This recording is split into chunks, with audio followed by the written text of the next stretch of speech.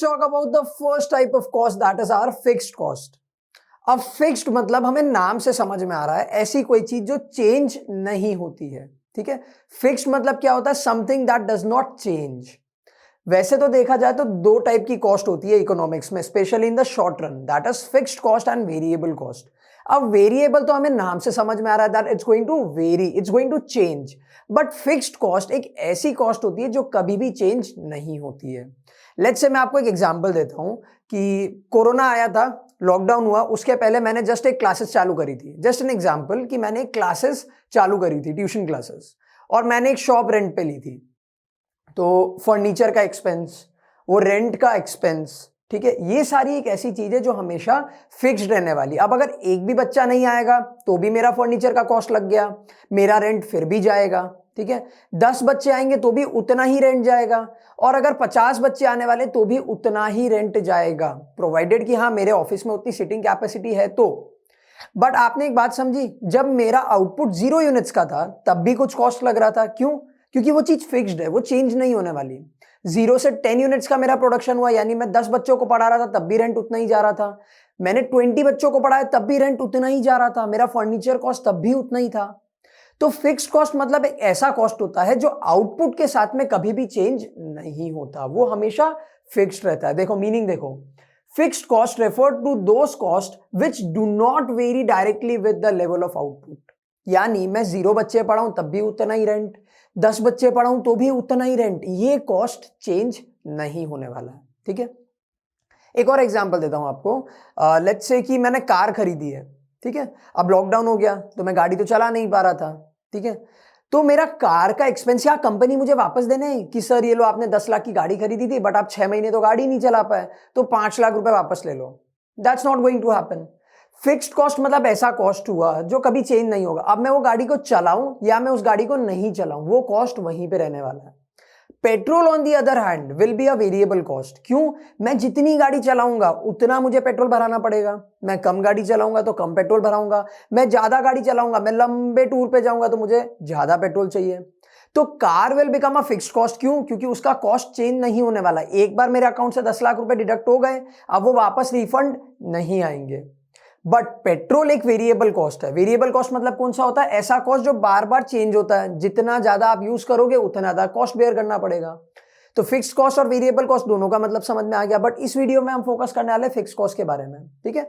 तो fixed cost एक ऐसा कॉस्ट होता है जो आउटपुट के साथ में कभी भी चेंज नहीं होता है।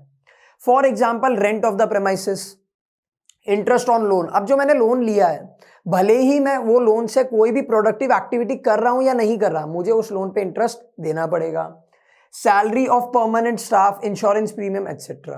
तो ये सारी एक ऐसी चीज है जो कभी भी आउटपुट के साथ में चेंज नहीं होने वाली है, ठीक है।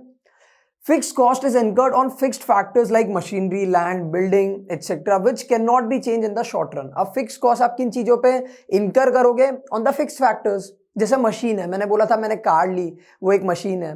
लेट्स से मैंने घर ले लिया, अब उस घर में मैं रहूं या नहीं रहूं, वो घर का पैसा मेरे अकाउंट से डिडक्ट हो गया, फिक्स्ड कॉस्ट। तो फिक्स्ड कॉस्ट आप हमेशा फिक्स्ड फैक्टर्स पे स्पेंड करते हो या फिर इनकर करते हो, ये चीज याद रखना। The payment to these factors remains fixed irrespective of the level of output. That is, fixed cost remains the same whether output is large, small or even zero. यानी एक चीज याद रखना, आप अगर 0 आउटपुट भी प्रोड्यूस कर रहे हो तो भी आपका फिक्स्ड कॉस्ट सेम रहने वाला है। ये चीज प्लीज याद रखना, याद रख लो, fixed cost can never be 0। यहाँ पे ये चीज आप प्लीज ध्यान रखना। देखो यहाँ पे आपको एक ग्राफ दिख रहा है, ठीक है। ये ग्राफ पे एक चीज आप देखो, when the output is 0, यहां पे आउटपुट आपका 0 है, यहां पे आउटपुट 1 है, 2, 3, 4 एंड 5, अलग अलग लेवल के आउटपुट है हमारे पास में। बट एक चीज आप देखो कि फिक्स कॉस्ट एकदम सेम है। दैट मीन जब आप 0 यूनिट्स प्रोड्यूस कर रहे थे तब भी आपका फिक्स कॉस्ट कितना था? 24। जब आप 1 यूनिट प्रोड्यूस कर रहे हो तब भी आपका फिक्स कॉस्ट है 24, ठीक है। जब आप 2 यूनिट्स प्रोड्यूस कर रहे हो तब भी आपका फिक्स कॉस्ट है 24, 3 पे भी 24, 4 पे भी 24 एंड 5 पे भी इट इज 24 ओनली।